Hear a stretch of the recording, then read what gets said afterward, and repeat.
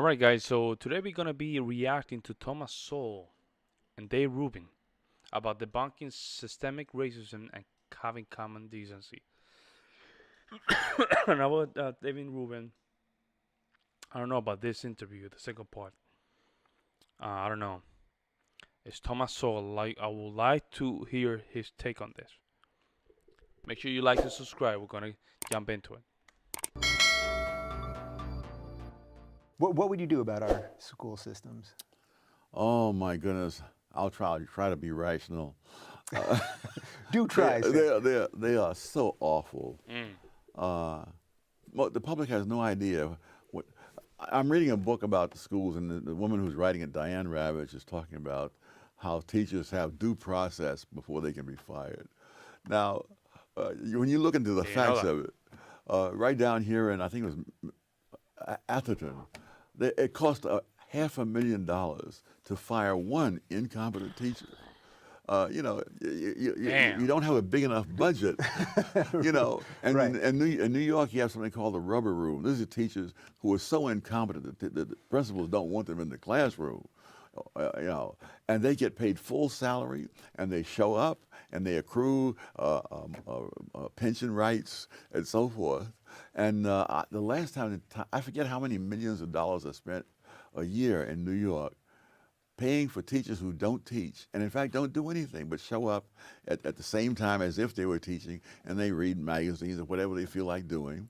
And this farce goes on at a time when they don't have enough money to provide the kids with decent supplies. So how do we scale back this? I mean, we can talk about it through the lens of education, but in any area where the government has taken on a bigger role than it's supposed to. I think one of the things you hear all the time is it's sort of too late. I think a lot of people think it's too late to take back. It's not too late. Let me just, before Mr. Soul say something. It's not too late. It's never too late. Okay? I think that's a loser mentality. People say, hey, it's too late. No, it's not too late. It's not too late. It's never too late. That government power. No, heavens, during the Reagan administration, that was the only time I know of when the Federal Register grew smaller, that is, where they compile all the laws that have been passed in a given time. So it can be done. It's not easy, but it can be done. Someone once, there was some issue that Reagan was discussing, and someone said, it's complicated. He said, it's not complicated. It's just not easy to do. I mean, right now, one of the big farces out here talks about affordable housing, and they're appointing blue ribbon committees to look into why there's no affordable housing. And I think that's like appointing a blue ribbon committee to explain why the ground is wet after a rain.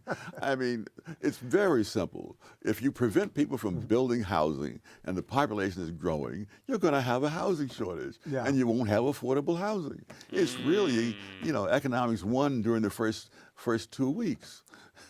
They're not very good at taking economics 101, I don't think. So would your answer be in almost every case to just scale back government, scale back regulation? Depends on what they're doing. There are some things that government is necessary to do. So what are those type of things that you... For security, first of all, having dependable laws. Some people think that if you're for free markets, that means you don't think the government should do anything. No. The free markets don't operate except within a framework of laws. So basically the referee. You said referee. It's wholly different from having them operate with politicians jumping in at unpredictable times to suddenly pass some new legislation. Yeah. What can we do right now? I mean, so really this would be about just sort of electing more libertarian-minded politicians then? I mean, is that really the only way we can change things, do you think? No, I think the main thing, people have to know what the facts are themselves. If that. everyone knew what all the facts were, I like that. I think you'd have an entirely different set of people elected. I have to disagree here with Mr. Sowell. I don't think a lot of people want to hear facts. I think people here has motive, man. Sometimes I just listen to a lot of these debates, man, and you can present the facts and everything, and they're not budging, man. I don't think they're really looking for facts. They're looking for motives, and agendas. That's all I'm going to say. I can't believe that either of the presidential candidates in 2016 would have been the candidates if you had an informed public. Yeah, we're not very good at that. How much of this do you think is part of the media's fault? That's one of the things. Well, the media are mostly uninformed. No, they're not uninformed. They are misinformed, and they simply do not check the facts on large issues or small. Yeah. What can we do to fix that? Do you think? I mean, I suppose this, No, right? no, right? no, Like yeah, writing books like this. And well, but I having think long more form. fundamentally, the public that votes has to itself become informed and not be so easily stampeded by slogans and a few numbers thrown around, like women make X% of what men make, and so on. Yeah. When I was studying that some years ago, for example, I found out that young female doctors made much less money than young male doctors. And that seemed like very odd. And so when you look into it, you discover that young male doctors work an average of 500 hours a year more than young female doctors. Wow. And they get paid for the 500 hours. But there's no reason why the women and men should be doing the same thing. Their circumstances are different. And remember that I think let me just put. So are there? I think we watched the one when he was, he of course was interviewing the modern Voldemort wizardry person that she was just throwing out numbers and stuff like that, with a lot of wizardry, but he's a wizard too, so he can come back with the stick and counterattack against the wizardry, but but his point, he thought that was already handled, but it happens to be that was not the case. We still in this kind of realm, right? Are there any laws that are in place right now that you believe are discriminatory one way or another towards any community or against any community? Oh, I would have to write a much larger book to cover them all. The minimum wage law is absolutely devastating. The policy of saying that you cannot have more kids from one ethnic group disciplined in the school than from another is nonsense. I mean, groups are different from each other in umpteen ways, and to have the presumption that they are the same except for the way they're treated is nonsense. It's never been true, and I don't know why we would think it's true here today. So I do sense that some of what you just said there is bubbling up into the national conscious, because I get a ton of email from black conservatives now, people that feel that they haven't been represented fairly, or that the so-called leaders of the black community that are on television all the time are actually preaching the complete reverse of everything that you've said here. Yes. Do you sense that there is some sort of growing conservative movement within the black community? There was a time when that community consisted of me and Walter Williams.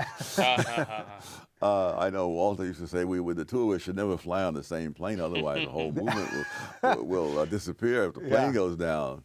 Well, I mentioned to you before we started that Larry Elder caused my awakening, because I was a progressive and I said something to him about systemic racism on air, and he beat me senseless with facts, and I had to go back and reassess what was wrong with my thinking. Well, in one of the chapters there, I have a little section about the era of apartheid in South Africa.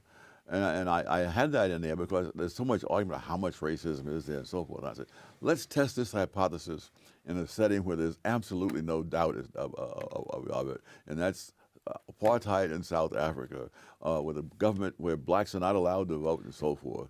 And you then apply the economic principles, and you find that the economic principles apply in South Africa, that there are some occupations. See, blacks weren't allowed by law to be in certain occupations more than a certain percentage, and in some occupations couldn't be hired at all. In some of those occupations where they couldn't be hired at all, well, illegal to hire them at all, there were more blacks hired than there were whites, because there are economic factors that come in, and you don't just pass a law and that automatically produces the results you want. Yeah. Can you go into some of the economic factors that you mentioned there? Because I thought it was sort of interesting about the types of jobs that black people had and why that would affect Well, it's no, it's the competitiveness of the industry. In a competitive industry, discrimination in the sense that we use for anti-discrimination laws, it costs the discriminator as well as the others. Now, insofar as the price So basically, it goes both way. See, it goes both way. can be evaded by the discriminator, he will discriminate. For example, minimum wage laws. When you have a minimum wage law, you have more people applying for jobs in those categories than there are jobs available, because raising the wage rate causes more people to apply and employers to hire fewer because they're more expensive. And so you have a chronic surplus. Now, if you've got a chronic surplus in an industry, it costs nothing to discriminate. But if you have a competitive market, then of course it does cost something. For every person that you discriminate against who's qualified, you've got to hire somebody else, and you've got to raise that pay rate in order to get people in. So I show how competitive industries have much less discrimination than, say, regulated public utilities. So I was wondering when I was reading it if you were ever going to talk about how now technology is also changing this. So we see a lot of these movements for $15 minimum wage, and I know why you don't think that's a great idea. But even now where we see McDonald's and some of these other places just replacing people with iPads and computers. This has been happening. I don't know. When I grew up in Harlem, when you went into a movie, I remember when I was living in Flushing and Brooklyn, and I would do some delivery as a part-time. Some of these McDonald's already have like 2 or 3 employees only. Only the guy working with the French fries, the burgers, and the one in the front, and the other one in the drive-through. Everything was replaced. You know what's crazy? They increased the minimum wage of $15 an hour, I think it was. Or by that time they increased. No. It was increased a little bit, I think. And then McDonald's, the only thing they did was just replace everything. And you will literally just get inside that McDonald's. There will not be nobody there. Just a couple people. You can just order yourself, and that's it. That's how crazy it was. And I was, damn, man, this is not working over here. Movie theater. This is a little neighborhood movie theater in Harlem. There would be a kid who would walk down the aisle with you with a flashlight to show you to your seat. You see. And so now that we have so many compassionate people who want people to be paid a living wage, you stumble down the aisle to your seat the best way you can, because they're not going to pay you that kind of money, that's unrelated to productivity. Yeah. What would you say to the people? I hear a growing movement of people saying, well, this is why we need a universal basic income, because technology is going to force so many people out of the workplace. Oh, that argument has been made for centuries, and it's been proven wrong for centuries. But what is it that is stick, right? Like, what is it that they make it stick? Because it seems like it's not working, because we still see people that are really pushing their idea forward. But something is not working with it. I'm just saying. I would ask the question: what has happened? We've moved in that direction already. We have lots of people who can live off the welfare state and not have to be productive. And how are they better people as a result of that? I saw some time back, and I haven't followed this, that the suicide rates among young people were among the negative consequences of the 1960s. You've taken all meaning out of people's lives. And so they find all kinds of crazy things to do, drugs, whatever. And then, again, it's not peculiar to the United States. You find this in Britain, other countries. And so, again, people who say this almost never look at any facts about what's happened as we expanded the welfare state. Did people behave better? No. I mean, one of the things moments that I remember very well, when I was back into school in Harlem for some reason, maybe doing research, and I looked out the window and I said, when I was a teenager, I used to walk my dog in that park, and looks of horror came over the students' faces, because that was a different world. And so, and when I tell them that I used to sleep out on a fire escape on hot summer nights, because who could afford air conditioning, and they think I'm a man from Mars. People did that all over New York. They did it in Washington. They did it in North Carolina. relatives in Washington used to go down Haynes Point down near the Jefferson Memorial on hot summer nights and sleep there till sometime after midnight when the heat wouldn't be so bad, and they'd go home at that time. You'd be out of your mind to do that today. It'd be too dangerous. Yeah. So how do we sort of untie some of this? So my sister right now lives on the Upper West Side of Manhattan, not too far from Harlem, and she's in a half rent stabilized or rent controlled building. Yes. And half market price. She's on the market price, so she's paying to be in a 2-bedroom in New York City. I don't even want to tell you how expensive it is. But then there are basically half of the building that's paying next to nothing. And that, of course, incentivizes people not to get off the dole, because if you're living in a nice area on the Upper West Side, very cheap, why in the world would you ever get off the dole? How do we start solving these problems? And I know facts is your bedrock answer. Yes. But what can we do to get people to understand some of this stuff? Because it seems so basic to understand. If someone was giving you something I that understand, you Rubin. didn't earn, Again, it's hard to. Rubin has a good point, man. It's the right answer to a lot of these things, but how do we move forward? That's the thing. This is common. One of this in Europe, in England especially, it's a special problem because you have this place where your rent is subsidized, and say you're in London, and jobs are disappearing in London, and they're opening up in Manchester. Now, if you go to Manchester, you get on a waiting list for that kind of job. And if you stay in London, you're unemployed, but your rent is low. And so you slow down the movement of people, you slow down the turnover of people in these apartments. But again, most people who talk about this don't even talk in terms of if this, then that. They talk about it as, this is how the world ought to be. Well, heck, I can think of all kinds of things of how I think the world ought to be. But unfortunately, most of those things involve a cost, a trade-off. Do you think there's a system or a government that's doing it better, doing freedom better than we're doing it here? For all the flaws that we have in this system, is anyone doing it better than us? Oh, there may be marginally so.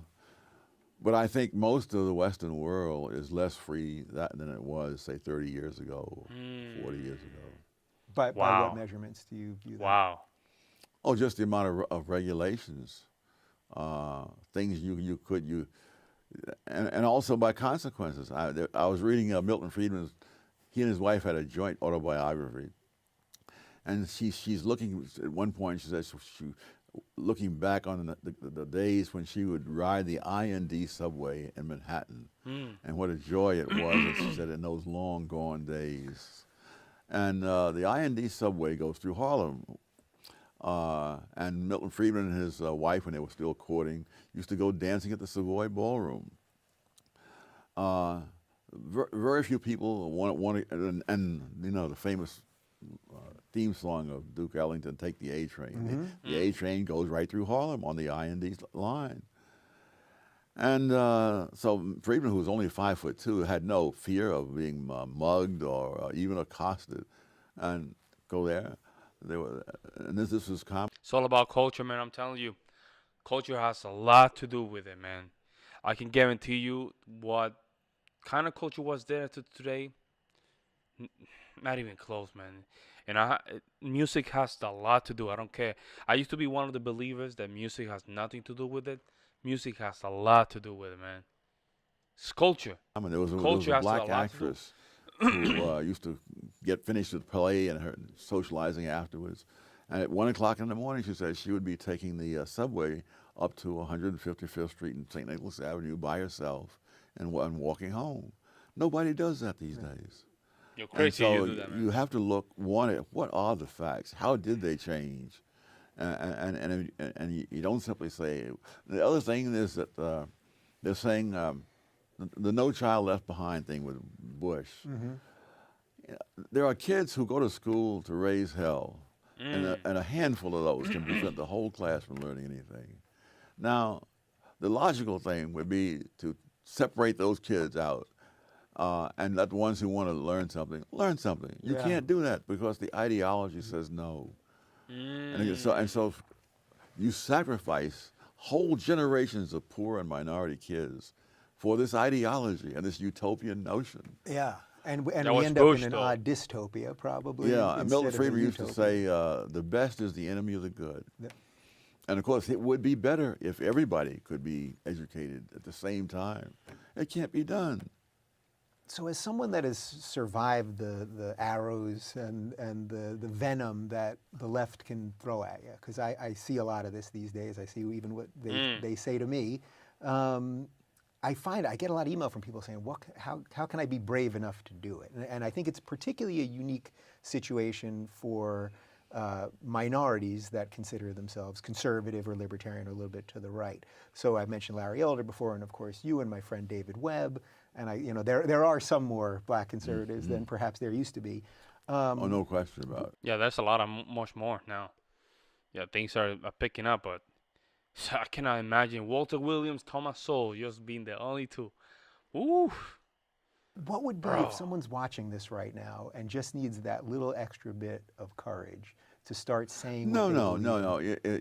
no. You have to look at the circumstances. I mean, I've advised some young people, do not go into teaching in the public schools because the odds are so stacked against you, and people can write bad references for you, especially when you're young, and what they say about you is all that someone sees. Now, by the time I was teaching at some of these schools, I remember one place where the department chairman used to threaten one of my colleagues that he wouldn't write good references for him. I'd published stuff while I was still in graduate school. I had Milton Friedman and George Stigler to write references for me. What this guy said there as chairman of the department wouldn't matter a bit. But most people don't have that situation, and so you have to pick your fights. Yeah, be So I smart. want to, time is limited here. I want to mention one thing that you say right at the end of the book, that really what we need more than anything else, perhaps, is common decency. Yes, And we've kind of lost that. it isn't common anymore. I mean, when I was going to school and we'd have fights on the schoolyard grounds, when one guy was clearly beaten, whoever was the toughest kid in the crowd would simply step in and stop it. And the other guys would say, "You want to fight? You can fight me." You know. And that's what we need in the public square now. Yes, yes. But I mean, it's only so much the police can do.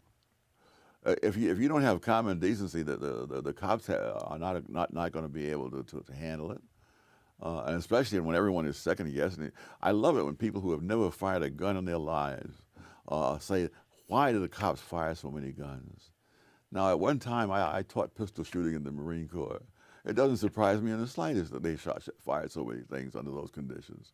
But people can't be knowledgeable about everything, but they can be knowledgeable about the extent of their own ignorance, even if they have PhDs. Sir, this has been a true honor and a pleasure. All right, man. I was thinking, I went a little bit blank. Remember, there was a video in the M train in New York about a guy just stealing with a white weapon, a knife. Old guy, man. And people were recording while this guy was just getting destroyed, man. Those are the things that really just mess with my mind. The guy was, detained, but just to show you, man, everybody was just recording. Nobody stepped in and just smacked the guy in the head.